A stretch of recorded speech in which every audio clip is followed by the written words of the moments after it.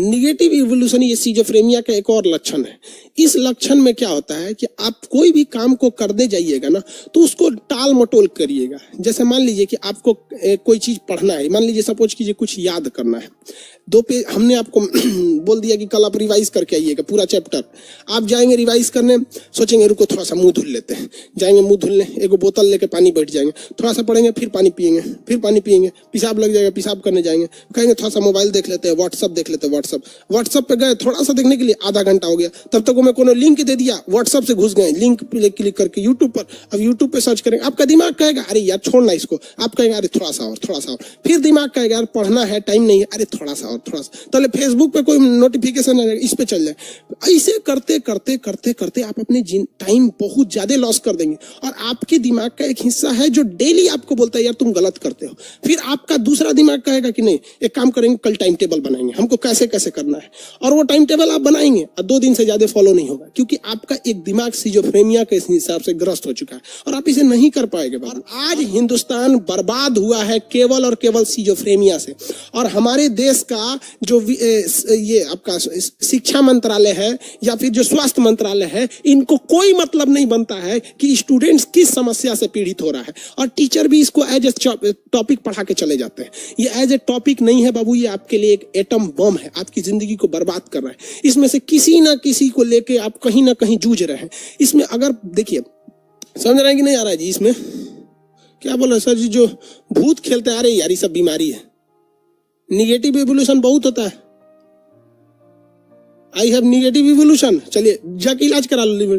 Negative evolution में थोड़ा सा में सही हो जाता है। निगेटिव इवोल्यूशन में आप किसी भी काम को नहीं कर पाते हैं। जैसे निगेटिव इवोल्यूशन का एक और एग्जांपल देते हैं। आज से 2 या 4 साल पहले आप दिन में 8 घंटे पढ़ लेते होंगे, 6 घंटे पढ़ लेते होंगे बहुत बेहतरीन ढंग से, लेकिन आज आप उतना नहीं पढ़ के उससे कम पढ़ ले रहे हैं। ये हो जाता है। एक आदमी थे यूट्यूब पे वीडियो बनाते थे, हम उसको बताएंगे नहीं, हालांकि बहुत अच्छे थे वो, 8-10 मिलियन उनके सब्सक्राइबर हैं। तो यूट्यूब वालों को अपने से थोड़ा सा जान पहचान रहता है, तो हमसे फोन किए, कहें जानते हैं खान सर हमको एक प्रॉब्लम है, पहले हम दिन में 4-4 वीडियो अपलोड कर लेते थे और ड्यूटी भी कर लेते थे सब कुछ। आज लॉकडाउन में कोई काम नहीं है, लेकिन बमुश्किल हम 2 दिन में 1 वीडियो अपलोड कर पाते हैं। हम कहें कि काम ज्यादा करते हो, कहे सर कोई काम नहीं करते हैं, लेटते हैं तो तकिया को 3 बार मोड़ लेते हैं इसे, और सोचते सोचते दिन निकल जाता है कि ये करना है, ऐसे करना है, बर्बाद कर देंगे, आगे जाके ये करेंगे, ये वो दुनिया भर काम के। भैया आप चुपचाप इलाज करा लो, आपको क्या है निगेटिव इवोल्यूशन है, 2 महीना दवा खाया सही हो गया, अब धड़ाधड़ बना रहा हूँ। कभी किसी व्यक्ति अगर आपको अपना समझ के कोई पर्सनल बात बताए ना तो उसे किसी और से बताइएगा नहीं। ये लड़कों से कह रहे हैं, लड़कियों से कोई फर्क नहीं पड़ता है वहां पे। लड़की से अगर कुछ कह दीजिएगा ना कि सुनो ये बात जरूरी है, किसी से बताना नहीं, वो पूरे मोहल्ले को बता देगी, और उससे भी यही कहेगी कि किसी से बताना नहीं। पूरे एरिया की लड़कियों को पता चल जाएगा कि क्या बात है, और क्या, और सबको साथ ये भी रहेगा कि किसी को बताना नहीं, किसी को नहीं बताना है, किसी को नहीं बताना है, सबको बता, किसी से बताना नहीं, किसी से बताना नहीं। इसलिए लड़कियां अगर किसी बात को छिपा लेंगी, ये इस दुनिया का 8वां अजूबा हो जाएगा। निगेटिव इवोल्यूशन समझ में आ रहा है?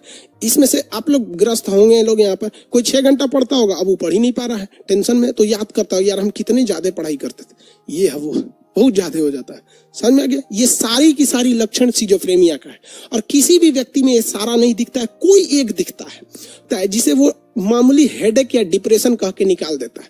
और निकालो बबुआ, ये जितना जल्दी इलाज करोगे उतना कम दवा खाना पड़ेगा।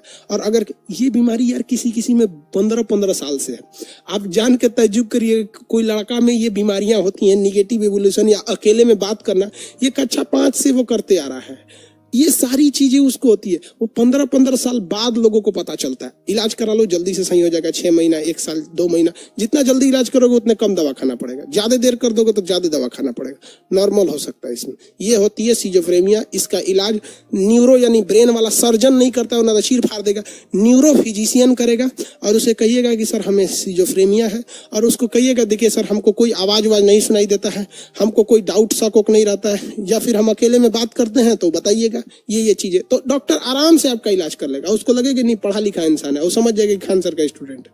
किसी को दिक्कत है सिजोफ्रेनिया में कोई डाउट नहीं है। कल यही समझा रहे थे, नौटंकी कर रहा था सर। अब बताओ किसको क्या दिक्कत है? सर हम श्योर हो गए निगेटिव इवोल्यूशन देखो बबुआ, यार तुम लोग पागल हो क्या? कर रहे कि सर निगेटिव एवोल्यूशन भी जेनेटिक्स होता है क्या? यार ये सारा चीज सिजोफ्रेनिया का हिस्सा है। ये A to Z चीजें किसकी हिस्सा है? सिजोफ्रेनिया का। कोई अलग से थोड़ी बता रहे हैं हम, या फिर वो हेलुसिनेशन और डिल्यूशन अकेले में बात करना, ये सारा का सारा चीज जेनेटिक्स होता है। आप देखिएगा, आपके अगर आपके पिताजी दादाजी बात कर रहे हैं, मान के चलिए आपके कुछ ऐसे बात करते हैं, तो आपके भाइयों में भी कुछ कुछ ये लक्षण दिखेगा। अब होता क्या है कि एक चीज से दूसरी चीज में फोटोकॉपी कीजिएगा। जेनेटिक्स का मतलब क्या होता है? फोटोकॉपी करना। तो एक चीज को रख के फोटोकॉपी कीजिएगा, इसको हटा के फिर इससे फोटोकॉपी कीजिएगा, इससे फोटोकॉपी कीजिएगा, तो 8-10 बार कीजिएगा तो एकदम धुंधला आ जाता है।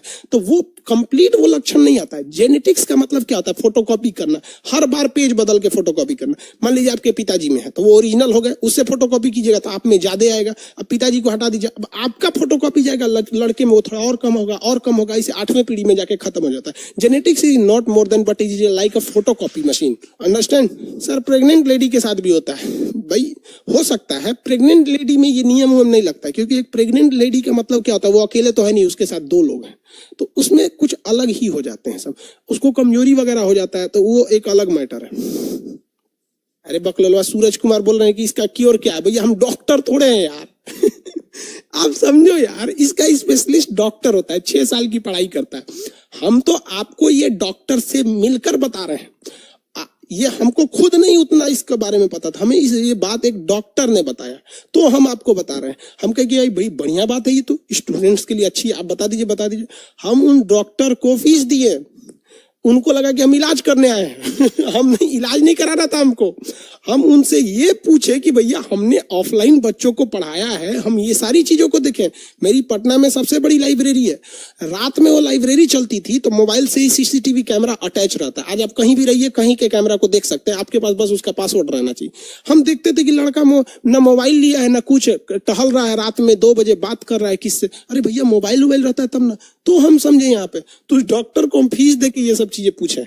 तो ये बेहतर एक अच्छे से डॉक्टर से मिलिएगा। और देखिए ब्रेन के मैटर पे कोई छोटा मोटा डॉक्टर नहीं, आपको अगर ब्रेन से रिलेटेड है तो दिल्ली आ जाइए, अच्छा है, एम्स वगैरह में दिखा लीजिए, ऑनलाइन अपॉइंटमेंट लेके। समझ में आ रहा है?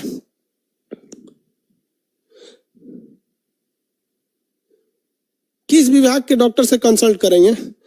अरे कहीं का वो डॉक्टर जो ना डिलीवरी कराता होगा ना, उससे कंसल्ट कर लेना, कहना कि सिजोफ्रेनिया हो गया है। पूछता किस डॉक्टर से? अरे यार ब्रेन से बीमारी है, ब्रेन का न्यूरोफिजिशियन कौन होता है? न्यूरोफिजिशियन से इलाज कराना।